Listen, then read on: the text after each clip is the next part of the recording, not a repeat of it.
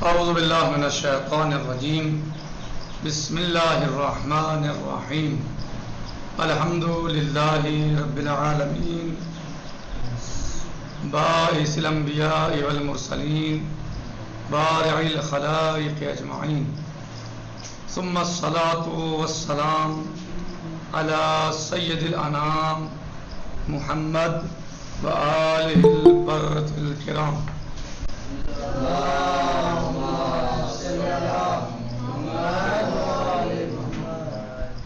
وعجل فرجہم۔ کتاب تعلیم احکام میں ہمارا درس چل رہا ہے نماز جماعت کے بارے میں۔ آج ہم جماعت کے بعض مستحبات کو پڑھتے اور دیکھتے ہیں انشاءاللہ۔ گزشتہ دروس میں ہم نے بعض چیزوں کو جماعت کے بارے میں پڑھا، آج جماعت کے بعض مستحبات و مکروہات پر نظر کرتے ہیں۔ نمبر 1،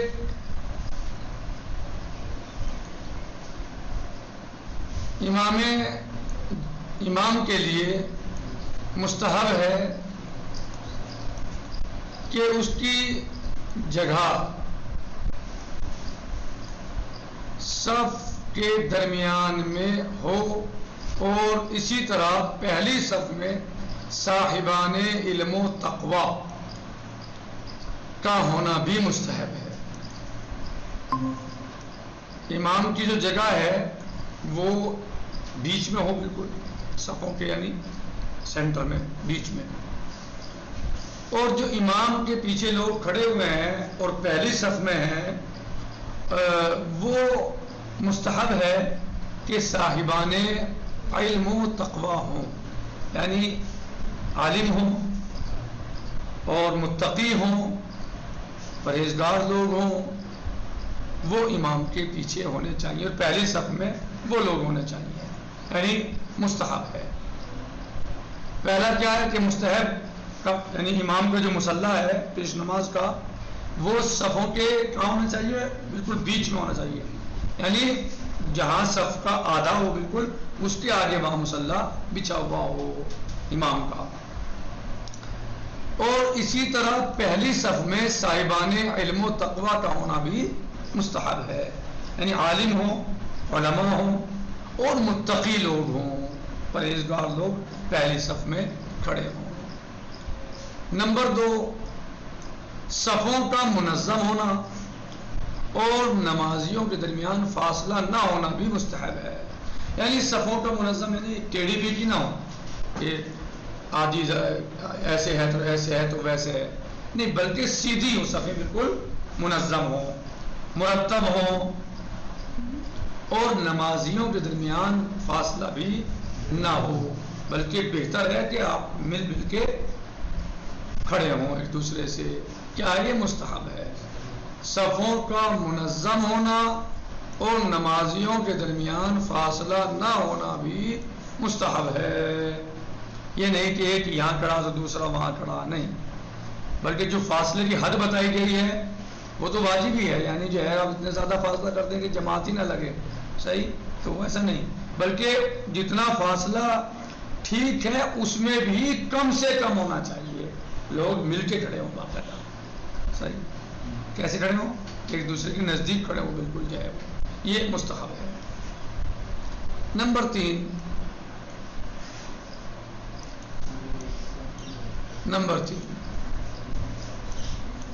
اگر ایک صف میں جگہ ہے تو تنہا کھڑے ہونا مکروہ ہے۔ صف لگی ہوئی ہے، صف میں جگہ باقی ہے بھی آگے والی میں، اور نمازی آئے اور بالکل پیچھے کھڑا ہو جائے، خالی اکیلا تنہا، تو نماز صحیح ہے جو اس کا ارتباط آگے والے سے ہے، لیکن مکروہ ہے، اکیلا صف میں کھڑا ہونا مکروہ ہے جب تک آگے جگہ موجود ہے۔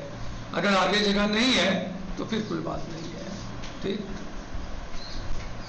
اگر ایک صف میں جگہ ہے تو تنہا کھڑے ہونا مکروہ ہے۔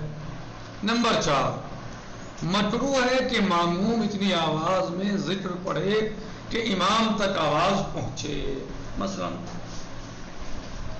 ذکر رکوع کر رہا ہے، سبحان اللہ سبحان اللہ سبحان اللہ مثلا، یا سبحان ربی العظیم وبحمدہ، اور وہ اتنی آواز سے کر رہا ہے کہ امام تک آواز پہنچ جائے، تو یہ مکروہ ہے۔ ایسے ہی ذکر سجدہ، ایسے ہی مثلا اور دیگر اذکار اتنی آواز سے کرے کہ امام تک آواز پہنچ جائے، کیا ہے؟ مکروہ ہے۔ جی کہہ رہے ہیں کہ جماعت کے بعض مستحبات و مکروہات، یعنی یہ کل نہیں ہے، بعض ہیں، اس کے علاوہ اور بھی ہے، یعنی بعض کو انہوں نے بیان کیا ہے۔ کہہ رہے ہیں نمبر 1، جماعت کے لیے مستحب ہے، امام کے لیے مستحب ہے کہ اس کی جگہ صف کے درمیان میں ہو، اور اسی طرح پہلی صف میں صاحبان علم و تقویٰ کا ہونا بھی مستحب ہے۔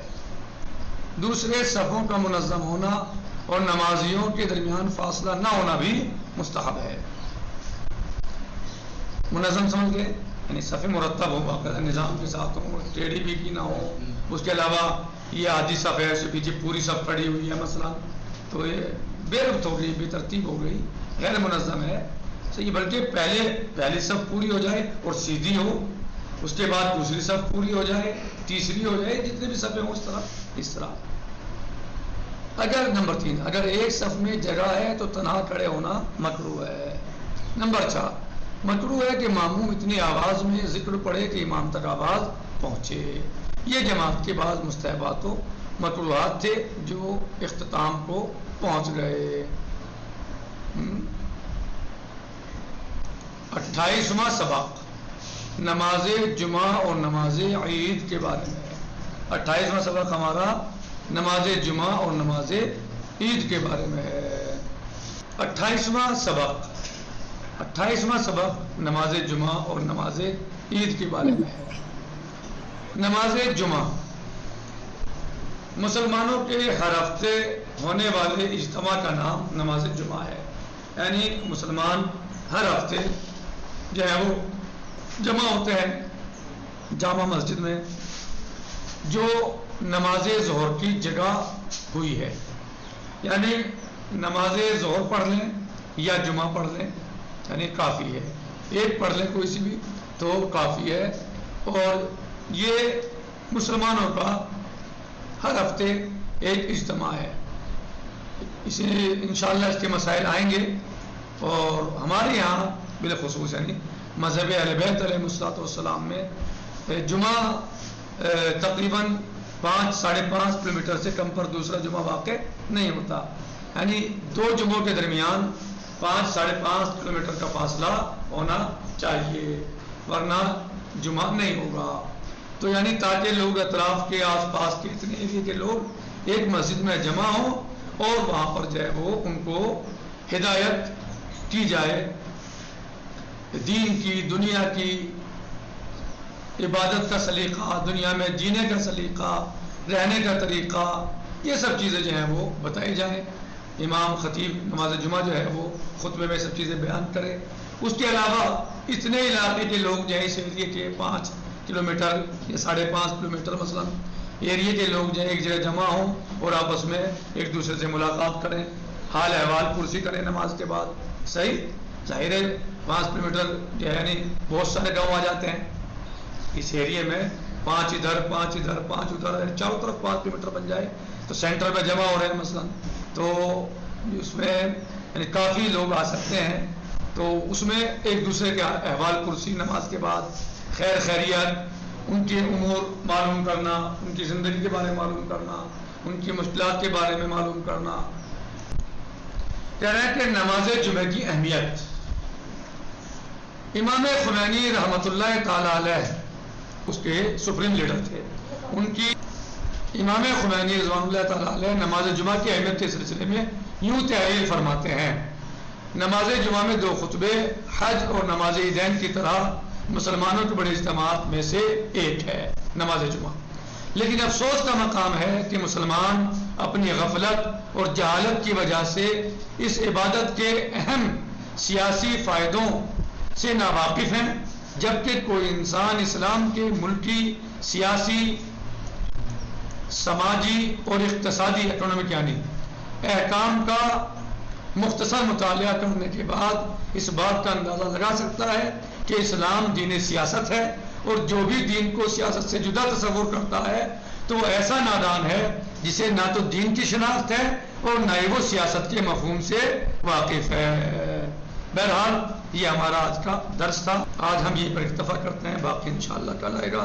والحمدللہ رب العالمین، السلام علیکم ورحمۃ اللہ وبرکاتہ، فی امان اللہ، خدا حافظ۔